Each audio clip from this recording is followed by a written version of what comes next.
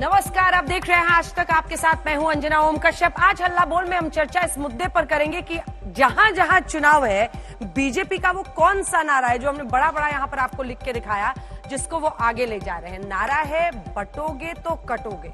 अब ये क्यों कह रही है बीजेपी 2024 के लोकसभा चुनाव के नतीजों का जब आकलन करती है उत्तर प्रदेश में, तो जाति के आधार पर हिंदू वोट का बंटना कई जगहों पर उनके लिए शिकस्त की वजह बना। ऐसे में वो बार बार याद दिला रहे हैं कि हिंदुत्व के मुद्दे पर एक साथ रहो, हमारे साथ रहो, तब हम जीतेंगे। वहीं दूसरी तरफ अखिलेश यादव का ये कहना है कि जुड़ेंगे तो जीतेंगे। इससे पहले बटेंगे तो निपटेंगे, ना बटेंगे ना कटेंगे, बहुत सारे नारे। लेकिन एक नैरेटिव जो बीजेपी ने स्टार्ट किया है, उत्तर प्रदेश के 9 सीटों पर उपचुनाव है, वो अब नैरेटिव राजनीतिक रूप से तमाम पार्टियां आगे ले जा रही हैं। अब ये नारा, ये जो पोस्टर आप मेरे पीछे देख रहे हैं, ये पोस्टर पहुंचा महाराष्ट्र भी, तभी तो उस पर शिवसेना ने भी अपनी प्रतिक्रिया दी, कांग्रेस पार्टी भी हमलावर हुई। यानी हरियाणा में योगी आदित्यनाथ ने जो नारा दिया था, बटेंगे तो कटेंगे, वही नारा महाराष्ट्र से लेकर यूपी, झारखंड, हर जगह पहुंच रहा है।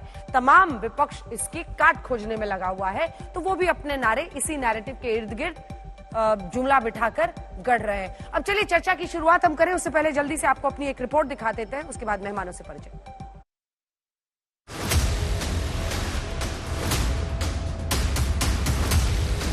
यूपी में 9 सीटों पर उपचुनाव।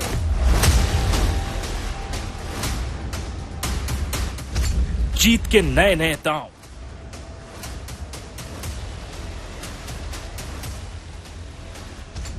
उपचुनाव में संयोग, 2027 के लिए प्रयोग।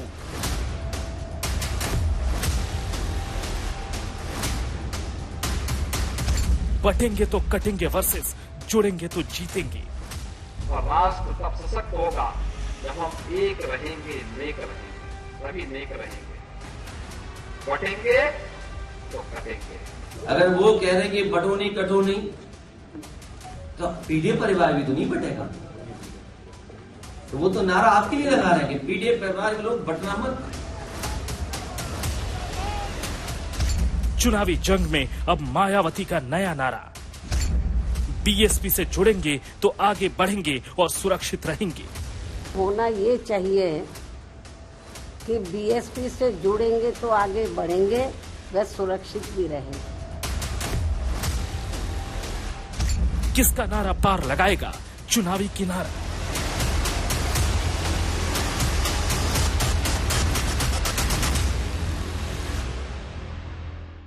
और राष्ट्र तब सशक्त होगा जब हम एक रहेंगे, नेक रहेंगे, सभी नेक रहेंगे। बटेंगे तो कटेंगे।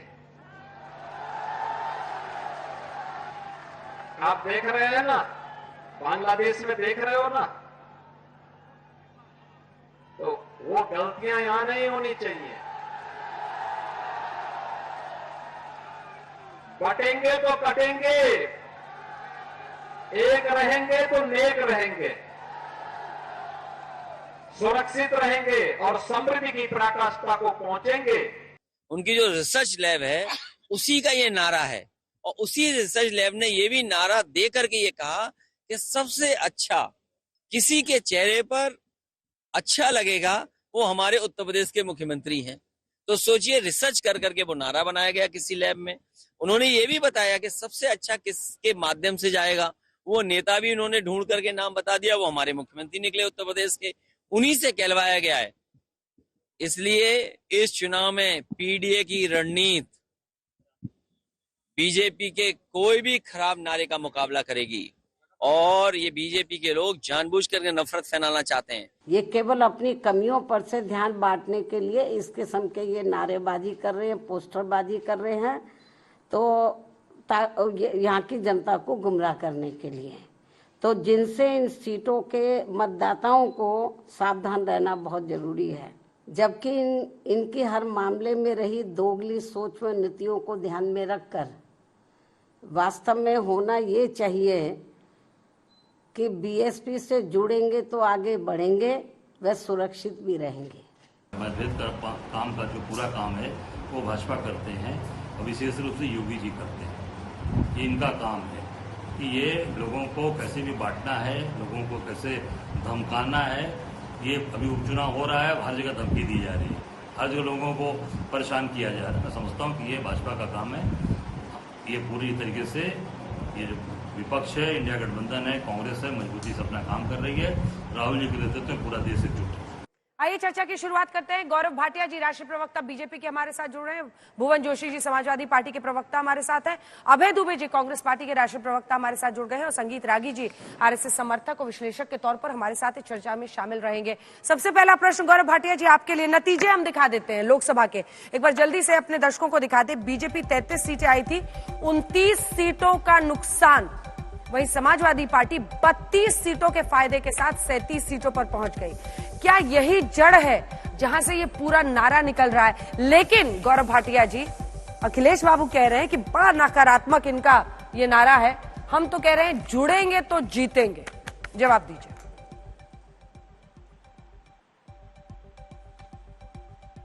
अंजना जी देखिए, सबसे पहले तो ये कहूंगा इस नारे में है दम, क्योंकि तुष्टीकरण करने वाले हो रहे हैं सीटों में कम। और योगी आदित्यनाथ जी ने जो बात कही है, नरेंद्र मोदी जी ने भी यही बात कही है, हर भारतीय के मन का भाव यही है, क्योंकि बचपन से हमने यही सीखा है कि अगर बटोगे तो कटोगे, कमजोर पड़ोगे। और सबसे बड़ी जीत कब हुई आपको मालूम है? इस नारे को, जो इसका संदेश है, अखिलेश यादव कुछ ओरिजिनल अपना नहीं बना पाए, उन्होंने भी अपना लिया। उन्होंने भी कहा है कि जुड़ोगे तो जीतेंगे। लेकिन अखिलेश यादव का संदेश किसको है? जो उनका मुस्लिम वोट बैंक है। और आदरणीय प्रधानमंत्री और योगी आदित्यनाथ जी का संदेश किसको है? पहले तो भारत को है। हर नागरिक को चाहिए कि जुड़ जाए। सबसे पहले देश आएगा, उसके बाद धर्म आएगा, फिर हिंदुओं को भी है। और क्यों है मैं आपको बताता हूं। क्योंकि ये तुष्टीकरण करने वाले, चाहे वो कांग्रेस हो, टीएमसी हो, सपा हो, आम आदमी पार्टी हो, एआईएमआईएम हो, इनको केवल दिखाई देता है तो मुस्लिम वोट बैंक। ये हिंदू को तो आतंकवादी, हिंदू टेरर बता देते हैं, लेकिन ये कहते हैं मुसलमानों का पहला हक है देश के संसाधनों का। आज नरेंद्र मोदी जी जब से प्रधानमंत्री अब बने हैं, मैं आपको बताता हूं, पहले केवल मुसलमानों की वक़्त थी राजनीति में। आज हिंदू कह रहा है गर्व से कि मैं भारतीय हिंदू हूं, भारतीय भी हूं और हिंदू भी हूं। और आप याद करिए, इफ्तार पार्टी 10,000 रुपए की चांदी की प्लेट सरकारी खजाने से जालीदार टोपी पहने राहुल गांधी दिखाई देते थे। अब दीपावली के अवसर पे 25 लाख दिए अयोध्या में जलाए जा रहे हैं। ठीक है, अब लौट रही हूं। 500 साल बाद इंतजार करने के बाद अपने उपयुक्त स्थान पे हैं। भुवन जी, आप मोर्चा संभालिए। समाजवादी पार्टी ही 9 सीटों पर लड़ रही है। अभय दुबे जी की पार्टी तो लड़ भी नहीं रही है, आपका साथ जरूर दे रही है, समर्थन दे रही है। लेकिन ये बताइए कि इतनी विचलित क्यों? मतलब इस एक नारे पर रोज एक जवाब, उसी के इर्द गिर्द नारा गढ़ना, क्या मतलब क्यों? ये क्या आपको लग रहा है कि ये नारा हरियाणा में बीजेपी के बड़े काम आ गया, कहीं यूपी में भी खेल ना हो जाए? देखिए अंजना जी, देश देख पा रहा है, प्रदेश देख पा रहा है कि सकारात्मक राजनीति कौन कर रहा है। माननीय अखिलेश यादव जी तो जोड़ने की बात कर रहे हैं, वो सामाजिक न्याय की बात कर रहे हैं, जाति जनगणना की बात कर रहे हैं, पीडीए की बात कर रहे हैं। कौन नहीं चाहता कि सामाजिक न्याय हो? पीडीए पिछड़ा, दलित, अल्पसंख्यक, आदि आबादी और अगड़ा समाज को आगे करने का काम कर रहा है। और निश्चित तौर पर जो परिणाम है वो बताने को काफी है। अभी देश भूला नहीं है, 24 का चुनाव बहुत लेट नहीं हुआ है, अभी हुआ है। और देश ने देखा है कि कैसे मटन मछली मंगलसूत्र की बात हुई थी, मंगलसूत्र छीन लेंगे आपको, कैसे 80-20 की बात इस प्रदेश में हुई थी। और ये जिस लैब में बना है, माननीय अखिलेश यादव जी ने कहा है कि जिस लैब में तैयार है, उन्होंने चयन किस व्यक्ति का करा है, उस व्यक्ति को हमारे माननीय मुख्यमंत्री का करा है। कौन से लैब में बना है? वो देश और प्रदेश जानता है लेबोरेटरी कहाँ है। लैब में आपको पता है लेबोरेटरी महाराष्ट्र में है, कहां पर है आपको नहीं पता क्या? पूरे देश को पता है। कहां से ये इस तरह के नारे आते हैं जो देश को बांटने का काम करते हैं। अरे देश को जोड़िए, आखिरी खड़े व्यक्ति को कब न्याय मिलेगा? नागपुर आप कह रहे हैं, नागपुर में संघ का नारा है। तो देश को पता है मैम कहां से ये नारे आते हैं और उन्होंने डर क्यों रहे बोलने? उन्होंने नहीं, हम क्यों डरेंगे? पूरे देश प्रदेश जानता है, मोहर लगाने का काम करा 2024 में। 2024 में सामाजिक न्याय एक चूंकि ये नंबर उन्होंने पीडीए दोनों का दिखा दिया। ये जो आप लोग ए में अल्पसंख्यक, आधी आबादी और अगड़ा जोड़ते हैं, अगड़ा का क्या मतलब है सर? अल्पसंख्यक और आधी आबादी दोनों पॉइंट सही है, क्योंकि आपने 4 महिलाओं को दिए हैं टिकट, आपने 4 अल्पसंख्यकों को टिकट दिए हैं 9 में से। अगड़ा कहाँ है? एक भी अगड़ा नहीं है। अगड़ा तो आपके सामने बैठा है। अब अगड़ा टिकट देने की बात है ना। अगड़ा आ जाइए, अगड़ा विधानसभा अध्यक्ष बने हुए।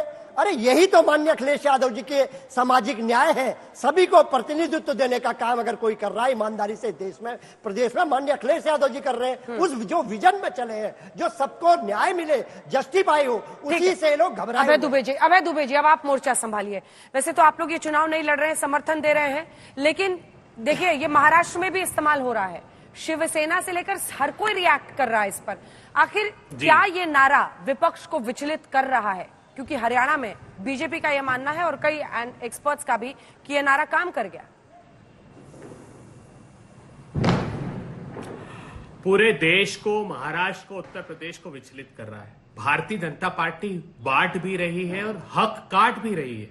भ्रष्टाचारियों को, आतंकियों को बांट रही है। याद कीजिए ना, महाराष्ट्र से प्रारंभ कीजिए। क्या कहते थे? आमची सरकार आल्यानंतर अजित दादा चक्की पीसिंग एंड पीसिंग, फडणवीस साहब कहते थे। अभी क्या कह रहे हैं प्रफुल्ल पटेल साहब? प्रफुल्ल पटेल कहते नवाब मलिक आमचा पक्षेमध्ये होते, नवीन काही घटला नहीं। कौन प्रफुल्ल पटेल? जिनको कहते थे दाऊद इब्राहिम का दाया हाथ, इकबाल मिर्ची का साथी, प्रफुल्ल पटेल। नवाब मलिक पर क्या भारतीय जनता पार्टी ने प्रेस कॉन्फ्रेंस लेके आरोप लगाया था, जानती हैं आप? वो कहते इकबाल कासकर और जो नवाब वली शाह जेल में बंद है, उसको बम धमाके के पैसे नवाब मलिक ने दिए, मुंबई बम धमाके के। ये राष्ट्रद्रोही हैं। अब गलबैया कर ली। कौन है ब्रांड एम्बेसडर इनके महाराष्ट्र में? हसन मुंशरिफ ब्रांड एम्बेसडर है। कौन इनके ब्रांड एम्बेसडर है? नजीब मुल्ला इनके ब्रांड एम्बेसडर है। अब मैं पूछना चाहता हूं देश के प्रधानमंत्री जी, क्या बात करते हैं आप? 6,000 से 16,000 रुपए आपने मदरसे के शिक्षकों के करा दिए मुख्यमंत्री को बोल के, 8,000 से 18,000 करा दिए। मौलाना आजाद मुस्लिम बोर्ड, अरे 1,000 करोड़ रुपए का प्रोविजन करो। अब नहीं तुष्टीकरण दिखाई देता है आपको? आप बांट भी रहे और काट भी रहे। हिंदुस्तान के नौजवानों के रोजगार के अवसरों को काट रहे हैं प्रधानमंत्री जी। महंगाई से जेब काट रहे हैं देश के नागरिकों की। 400 रुपए का गैस का सिलेंडर 1,000 रुपए के पार कर दिया प्रधानमंत्री जी। आप भूल गए सैफुल्लाह फारूक को टिकट दिया आतंकवादी को आपने, आपके प्रशय से उसको वार्ड नंबर 33 कश्मीर से टिकट दिया। तारिक अहमद मीर, पाकिस्तान से हथियार सप्लाई करने वाले को आपने टिकट दिया। अभी हमारे देश के विदेश मंत्री बेशर्मी से वहां डिनर डकार के आए पाकिस्तान का, और क्या प्रस्ताव पारित करा दिया वहां प्रस्ताव यह पारित करा दिया जो भारत का हिस्सा कश्मीर में, उसमें चीन और पाकिस्तान इकोनॉमिक कॉरिडोर बनाएंगे। ये उनके सामने विदेश मंत्री भारत की धरती पर नहीं पहुंचे और चीन और पाकिस्तान ने प्रस्ताव पारित कर दिया कि आर्टिकल 370 पर कश्मीर और लद्दाख के हम विरोध करते हैं। एक मुंह में दही जमा लिया। हम चीन से ये देश को आपने सुरक्षित है कि नहीं है प्रधानमंत्री जी बताइए? वो क्या निगोशिएशंस हैं, वो क्या समझौता आपने लैंड बाउंड्री का किया है, देश को बताइए तो सही। कोई इसका जवाब हम लेंगे गौरव भाटिया जी से। इस हिंदुस्तान के छोटे और मझोले व्यापारियों का हक काट दिया आपने। ठीक है, मैं इस पर जवाब एक लूंगी उनसे, चूंकि चीन का मुद्दा आपने उठाया है यूपी उपचुनाव को लेकर। लेकिन कई लोग मान रहे हैं कि आप ही का टिकट, मतलब कांग्रेस पार्टी का टिकट कट गया, एक भी जगह आपका उम्मीदवार नहीं है। लेकिन वो कह रहे हैं कि बांट भी रही है बीजेपी और काट भी बीजेपी ही रही है। संगीत रागी, देखिए अंजना जी, बात बहुत साफ है। भारतीय राष्ट्रीय कांग्रेस ने जो राजनीति की है पूरे 70 साल के अंदर 20% जो मुसलमानों का, 14% जो मुसलमानों का और अल्पसंख्यकों का वोट है उसको गोलबंद करो, और जो हिंदू समाज है वो तो जातियों में बटा हुआ है, वो जातियों के आधार पर वोट करेगा। और ऐसी स्थिति में इसी को ये जीत का फॉर्मूला समझते थे। भारतीय जनता पार्टी ने 2014 के चुनाव में इसको बदला था, 2019 के चुनाव में भी बदला था, लेकिन दुर्भाग्य से 2024 के अंदर जो है वो मदरसों से आवाज आई, मस्जिदों से आवाज आई, Indian Muslim personal law board ने आवाज लगाई कि इस देश में वोट जिहाद करो। यानी कि एक पॉलिटिकल इस्लाम खड़ा हुआ है इस देश में, जो एक cross the nation across the states आप देखेंगे कि भारतीय जनता पार्टी के जो अल्पसंख्यक मोर्चा के जितनी सदस्यों की संख्या थी, उससे भी कम भारतीय जनता पार्टी को मुसलमानों की वोट मिले हैं। कहीं 2, कहीं 5, कहीं 4। एक मिनट अपनी बात खत्म कर लूं। एक मिनट अपनी बात खत्म कर लूं, उसके बाद तो ऐसे भी नहीं मिलना है। नहीं, मेरा इतना ही कहना है। प्रॉब्लम तो ये है बीजेपी के लिए कि जो हिंदू है वो वोट बट रहा है। मैं वही उसी की बात कर रहा हूं। इसीलिए योगी जी ने कहा कि यदि आप इन ताकतों को हराना चाहते हैं, इस देश का आंशिक इस्लामीकरण जो है वो कांग्रेस पार्टी ने इन्हीं वोट बैंक के सहारे किया है, जो हर समय साहबानों से लेकर के शाहीन बाग तक इनके साथ जो खड़े हो जाते थे।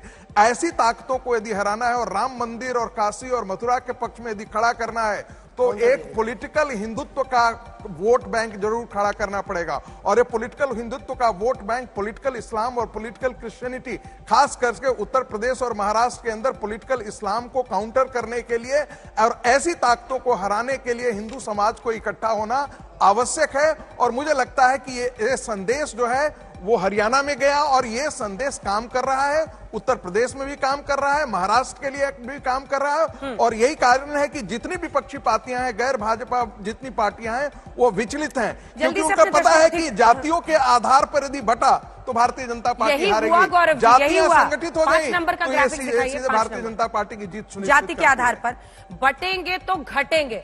क्या दरअसल ये नहीं है आपकी चिंता? क्योंकि जब वोट 2019 से लेकर 2024 तक आई है, यादव वोट आपको 24% 2019 में मिला था, 15% हो गया 24 आते आते। कोयरी कुर्मी का वोट आपको 80% मिला था, वो 61 हो गया। हर वर्ग में अगर आप देखिए तो 10 से 20% आप फिसले।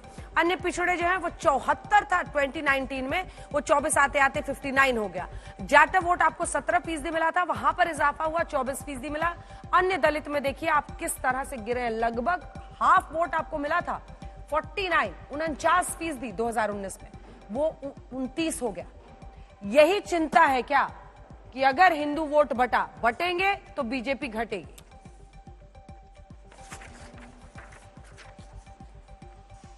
देखिए अंजना जी, मैं उम्मीद करूंगा इस बार बीच में नहीं टोका जाएगा। मुझे बड़ा अच्छा लगता, आज तक देश का नंबर 1 चैनल है ये कहा जाता है। अगर आप मुस्लिम समाज में भी पठान, रिजवी, शेख, सिद्दीकी, खान, मिर्जा, सैयद, अंसारी, मंसूरी, कुरैशी, इनका कोई आंकड़ा बताती सारे दर्शकों को, और बताती कि कहां गया वो। ये जो चाहे वो राजनीतिक दल हो विपक्ष के और कुछ मीडिया वाले भी हैं, इनका यही काम है। ये बताते हैं कि ओबीसी इतना है, अगड़ा में इतना है, और जो पिछड़ा शेड्यूल कास्ट शेड्यूल ट्राइब है वो ऐसे जाता है। मैं ये कहना चाहता हूं, आप कर्नाटका में देखिए, कई और प्रदेश हैं जहां ये धर्म के आधार पे मुस्लिम समाज के लिए आरक्षण मांग रहे हैं। तो फिर इनको तो चाहिए कि वो एक बार जातियां बता दे कौन सी है मुसलमानों की, और उनके भी आंकड़े दर्शकों के सामने आ जाएं। लेकिन सपा का दोगला रवैया देखिए आप। मैं कांग्रेस की बात नहीं कर रहा हूं, क्योंकि हम सब जानते हैं कि कांग्रेस तो भीख का कटोरा लेके गई थी, एक सीट नहीं दी।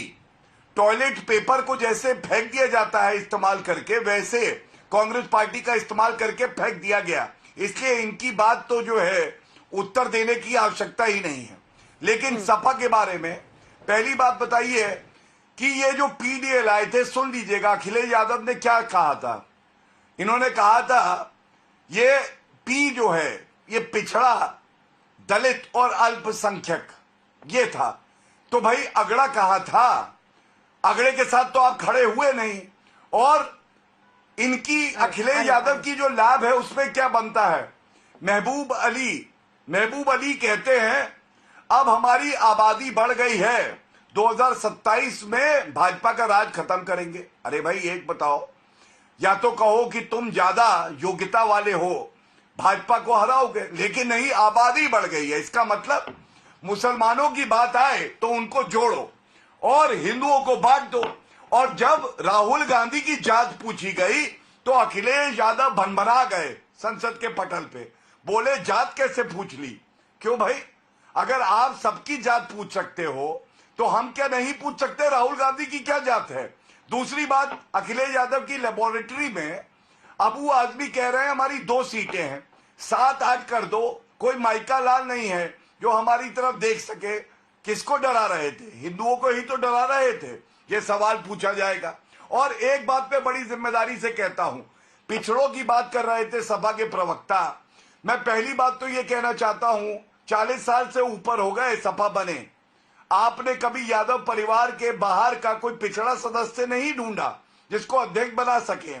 और दूसरा, 2011 का सेंसस जिसमें कास्ट का आंकड़ा था, मुलायम सिंह यादव जी उस सरकार का हिस्सा थे, क्या आपने जारी किया? 3 साल नहीं। और अंत करूंगा, ओसामा बिन लादेन अगर मदर टेरेसा की चुन्नी पहन के आ जाए और कहे मैं शांति का संदेश देना चाहता हूं, तो वो मदर टेरेसा नहीं होंगे। वैसे ही ये हैं, सांप्रदायिक बांटने की राजनीति करते हैं। और आज जो नरेंद्र मोदी जी और योगी जी का मूल मंत्र है, हरियाणा हराया और महाराष्ट्र तक उसकी गूंज है, पूरे भारत में गूंज है, इसीलिए थर-थर कांप रहे हैं।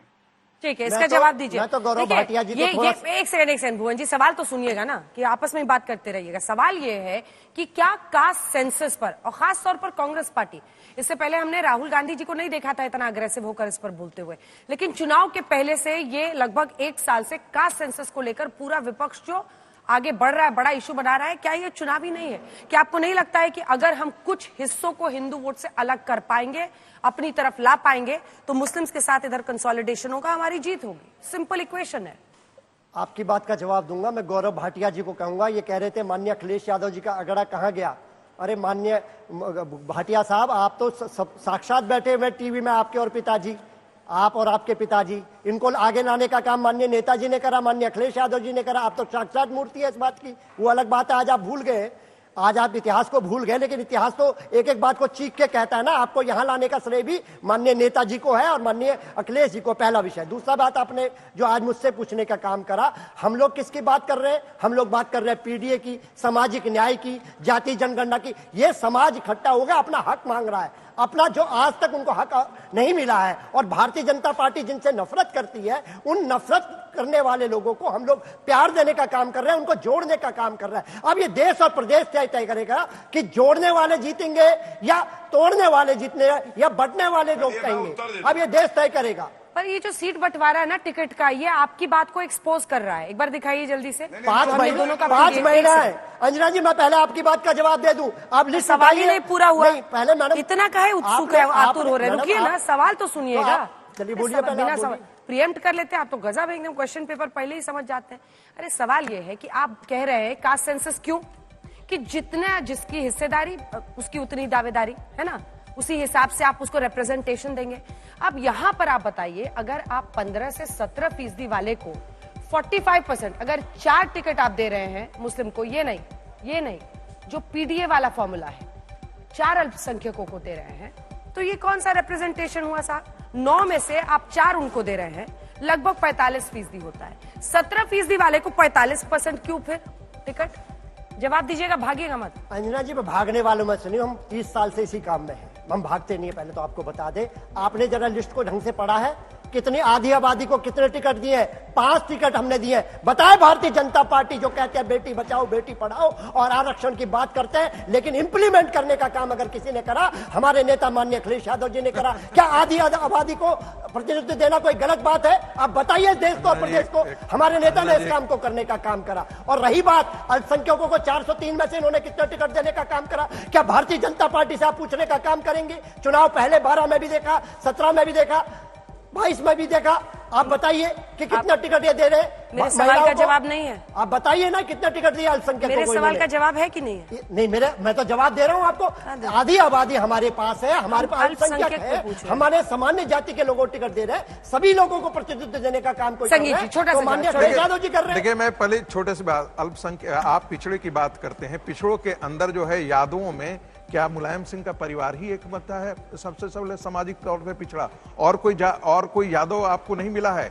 सिर्फ 4 मुलायम सिंह के बेटे, मुलायम सिंह की बहू, मुलायम सिंह का भतीजा।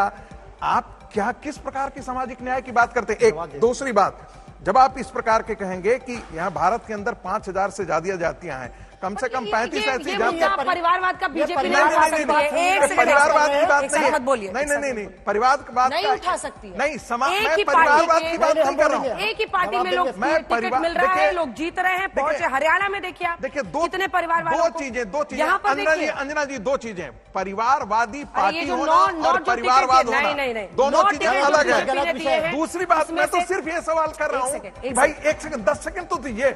एक ही परिवार के अंदर आप 4 यादव परिवार से ला रहे हैं, बाकी और यादव नहीं है क्या उत्तर प्रदेश में? आपने उनको क्यों नहीं प्रतिनिधित्व? बीजेपी ने क्यों दिया? चार परिवार वालों को क्यों दिया इसमें परिवार वालों को? उन्होंने 6 दिया, आपने 4 दिया। ये 9 उम्मीदवार जो उतारे उसमें 4 परिवार के लोग। दूसरा सवाल ये सुनिए, ये जो सामाजिक न्याय की डबल बात कर रहे हैं, 5000 जातियां हैं, सैकड़ों जातियां हैं जिनकी संख्या जो है वो 1000 और 2000 है। उनका प्रतिनिधित्व इस बात ए पर आई है। ये कह रहे हैं कि हमने आधी आबादी को ज्यादा दिया है, दिख भी रहा है, और साथ ही अल्पसंख्यकों को ज्यादा दिया है। आपका जवाब, आपके लिस्ट में सिर्फ 2, जो मेरी जानकारी है, 2 महिलाएं हैं आधी आबादी, तो आपका रिप्रेजेंटेशन गड़बड़ है, इनका आरोप। मैं उत्तर दे सकता हूं अंजना जी, अगर मुझसे पूछ रही हैं तो? जी बोलिए।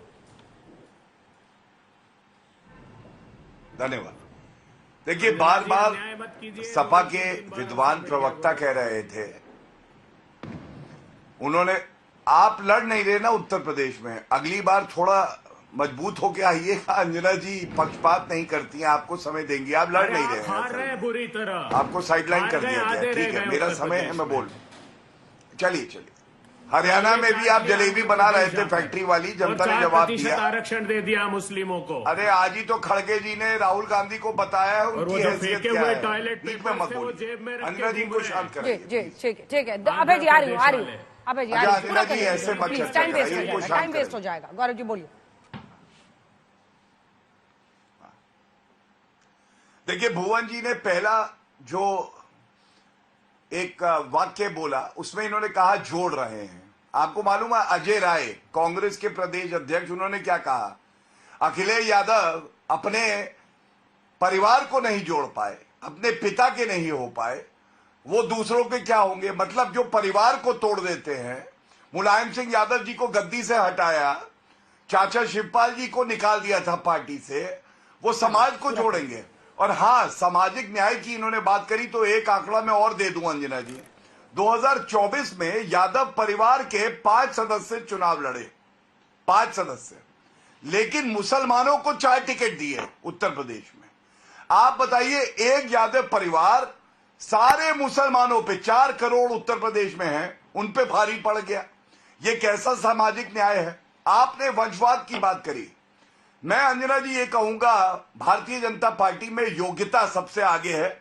अभी सपा के प्रवक्ता योग्यता की बात कर रहे थे। मैं आपको एक बात बताऊं, हां, मेरे पिताजी थे पार्टी में, सपा में, और मैं भी था एक समय में।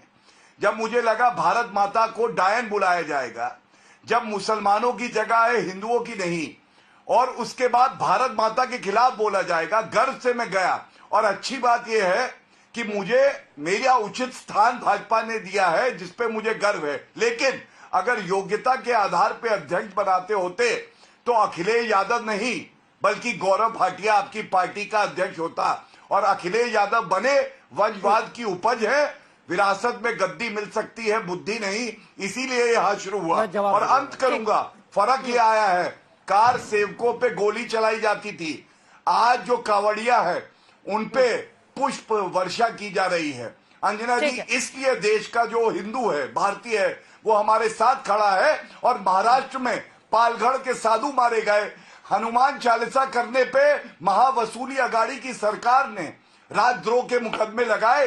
ये हिंदू समाज भूला नहीं है, अभी उचित जवाब देगा, चाहे उत्तर प्रदेश हो, चाहे महाराष्ट्र हो, चाहे वो झारखंड हो। विजय पताका अगर होगी तो वो एनडीए और भारतीय जनता पार्टी की। अभय जी रुक जाइए थोड़ा, आप ही के साथी हैं, ये अलग बात है कि आपने एक भी उम्मीदवार उनका नहीं खड़ा होने दिया। लेकिन अभय दुबे जी, एक जेन जी जो है, जिसको सुनिए, सवाल तो सुनिए ना अभय जी, सवाल सुनिए। जेन जी जो है ना, एक टर्म यूज करता है, FOMO, fear of missing out. मतलब उनको लगता है कि कुछ बड़ा हो रहा है इवेंट, उसमें हम ऐसा ना हो कि हम शामिल ही ना हो। कांग्रेस पार्टी को ये यूपी में हो रहा है या नहीं हो रहा है, मैं सिर्फ समझना चाहती हूँ, क्योंकि अगर मैं गलत हूं तो मुझे सही कीजिएगा। उत्तर प्रदेश में आज तक ऐसा नहीं हुआ है कि कोई उपचुनाव हो और कांग्रेस पार्टी लड़ी ही ना हो। ये पहली बार हो रहा है। ऐसा क्या है, मतलब आप लोग सरेंडर क्यों कर रहे हैं? देखिए अंजना जी, हम फूलपुर की सीट तो मिलनी चाहिए थी। नहीं, कोई सरेंडर नहीं। 9 सीटें थी। दृढ़ता से साथ लड़ने के लिए एक समन्वय स्थापित किया और भारतीय जनता पार्टी को सारी सीटों पर चुनाव हराएंगे।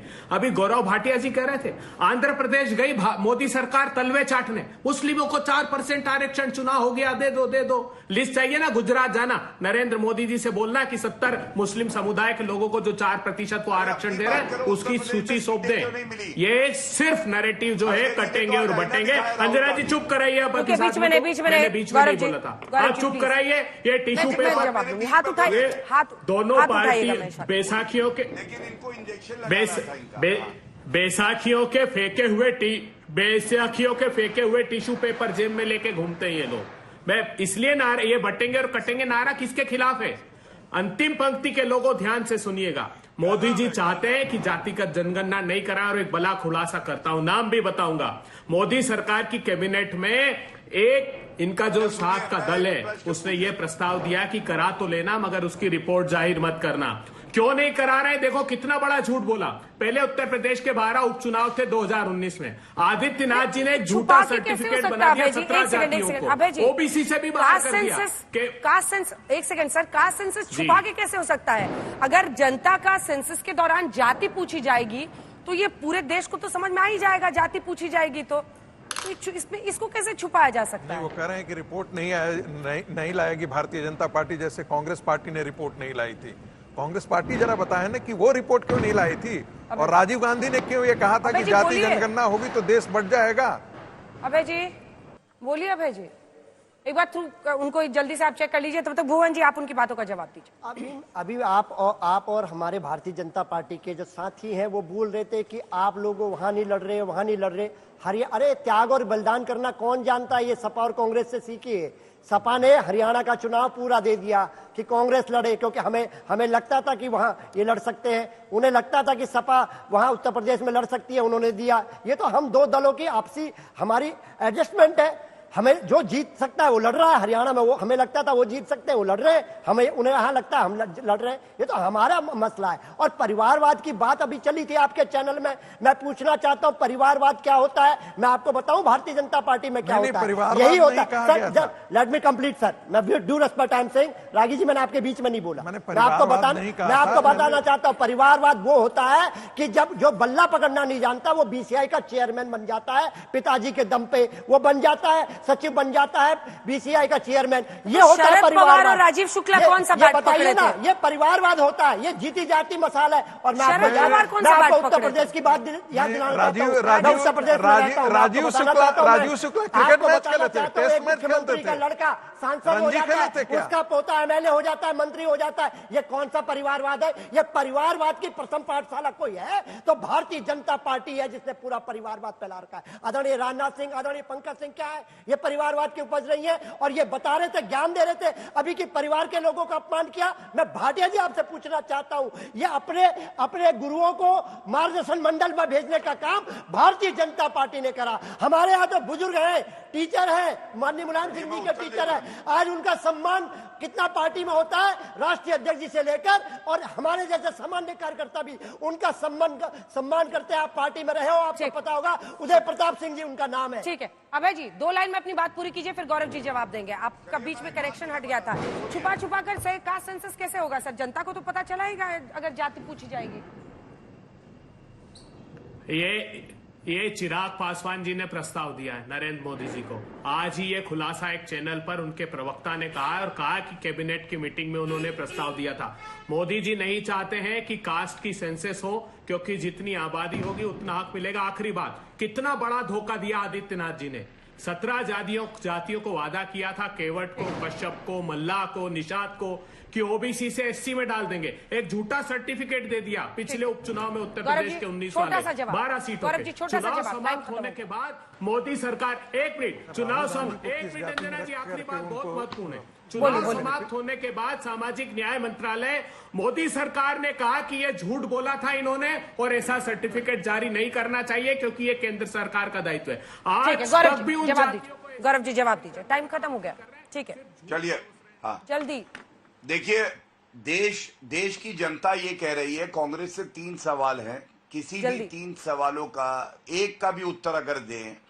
पहली बात, राहुल गांधी ने कहा आरक्षण समाप्त कर देंगे, तो पिछड़ा समाज पूछ रहा आरक्षण क्यों समाप्त करोगे? इंदिरा गांधी कहती थी जात पे ना पात पे मोहर लगेगी हाथ पे। तो इंदिरा गांधी समझदार है या राहुल गांधी समझदार है? और राजीव गांधी ने तो मंडल कमीशन की रिपोर्ट का विरोध किया। तो ये तो इनके ऊपर। सपा के लिए मैं एक ही बात कहूँ, बीच में मत बोलिए। सपा के लिए मैं इजाजत देता, टाइम इतने। आप सभी का बहुत धन्यवाद हमारे साथ जुड़ने के लिए। देश दुनिया की बाकी खबरों के लिए देखते रहिए आज।